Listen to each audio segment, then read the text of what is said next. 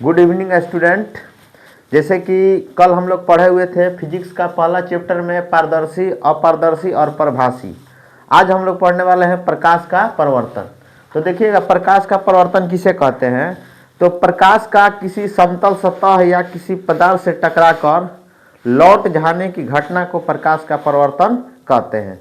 जैसे मान लीजिए कोई प्रकाश है, ये कोई सतह है और उससे टकराकर लौट जाने की घटना को ही प्रकाश का परिवर्तन कहा जाता है। यानी प्रकाश जा रहा है और उसी दिशा में लौट जाने की घटना को प्रकाश का परिवर्तन कहते हैं। यानी किसी भी समतल सतह से टकराकर या वस्तु से टकराकर उसी दिशा में लौट जाने की घटना को प्रकाश का परिवर्तन कहते हैं। तो यहाँ पर देखिएगा, ये कोई समतल सतह है या कोई पदार्थ है, इससे प्रकाश जाएगा और उसी दिशा में लौट जाएगा, तो उसे ही हम क्या कहेंगे? प्रकाश का परिवर्तन हम लोग कहेंगे। तो देखिएगा, यहाँ पर हम डिफिनीशन लिखते हैं, आप लोग समझिएगा। प्रकाश का परिवर्तन, प्रकाश का परावर्तन यानी प्रकाश का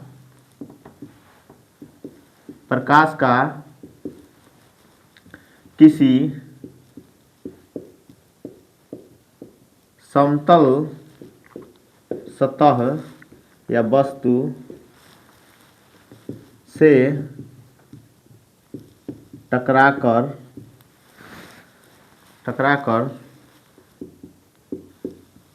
वापस या लौट जाने की घटना को प्रकाश का परावर्तन कहते हैं। यानी प्रकाश का किसी समतल सतह या वस्तु से टकराकर लौट जाने की घटना को प्रकाश का परावर्तन कहते हैं। इसके बाद से हम लोग पढ़ेंगे प्रकाश का परिवर्तन का डिफिनीशन के बाद हम लोग पढ़ेंगे कि प्रकाश के परिवर्तन के नियम। तो प्रकाश के परिवर्तन के नियम हम लोग पढ़ेंगे। अगला हेडिंग है प्रकाश के परिवर्तन के नियम। प्रकाश के परावर्तन का नियम। तो प्रकाश के परिवर्तन के दो नियम होते हैं। जैसे प्रकाश का परिवर्तन पढ़ रहे हैं तो इसका दो नियम भी है। तो दो नियम कौन कौन है, इस चीज़ को आप लोग देखिएगा। तो प्रकाश के परिवर्तन के दो नियम हैं। प्रकाश के परावर्तन का दो नियम है। आपके ऑब्जेक्टिव में पूछता है कि प्रकाश के परिवर्तन के कितने नियम हैं। तो प्रकाश के परिवर्तन के दो नियम हैं। कौन कौन है आप लोग यहाँ समझिएगा। सबसे पहले थोड़ा सा फिगर से समझ लीजिए आप लोग, प्रकाश के परिवर्तन के दो नियम कौन कौन होते हैं। ध्यान दीजिएगा, इसको कहा जाता है समतल सतह। इस चीज़ को समझिएगा, इसे क्या कहा जाता है? समतल सतह। समतल सतह ये होता है, ये आने वाली किरण है, ये आने वाली किरण है और ये कौन किरण है? जाने वाली। तो आने वाली किरण को नाम कहा जाता है आपतित किरण। इसे कहा जाता है आपतित किरण। और ये जो जाने वाली किरण होता है, ये समतल सतह से जब ये किरण टकरा कर जब उधर जाती है तो इसे कहा जाता है परावर्तित किरण। परावर्तित किरण। आने वाली किरण को आपतित किरण और इससे टकरा कर जाने वाली किरण को परावर्तित किरण कहा जाता है। और यहाँ पर एक अभिलंब यहाँ खींचा जाता है। यहाँ पर 90 डिग्री पर एक अभिलंब खींचा जाता है।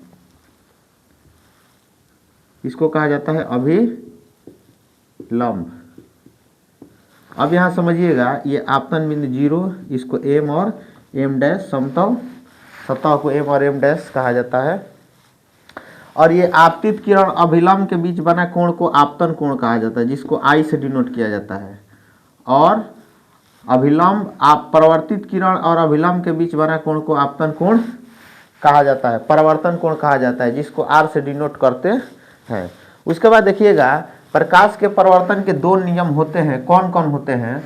तो यहाँ एक नंबर में होते हैं, एक नंबर में कि आपतित किरण कमा परावर्तित किरण आपतित किरण कमा परिवर्तित किरण, आपतित किरण कमा परिवर्तित किरण और आपतन बिंदु पर खींचा गया लंब तीनों एक ही तल में होते हैं।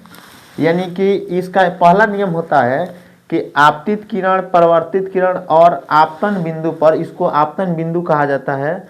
आपतित किरण, परावर्तित किरण और आपतन बिंदु पर खींचा गया अभिलंब तीनों एक ही तल में होते हैं।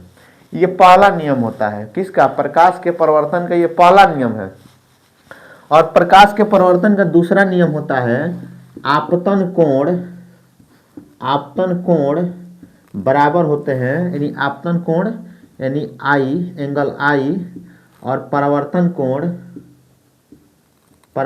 कोण यानी एंगल आर क्या होते हैं? दोनों आपस में बराबर होते हैं।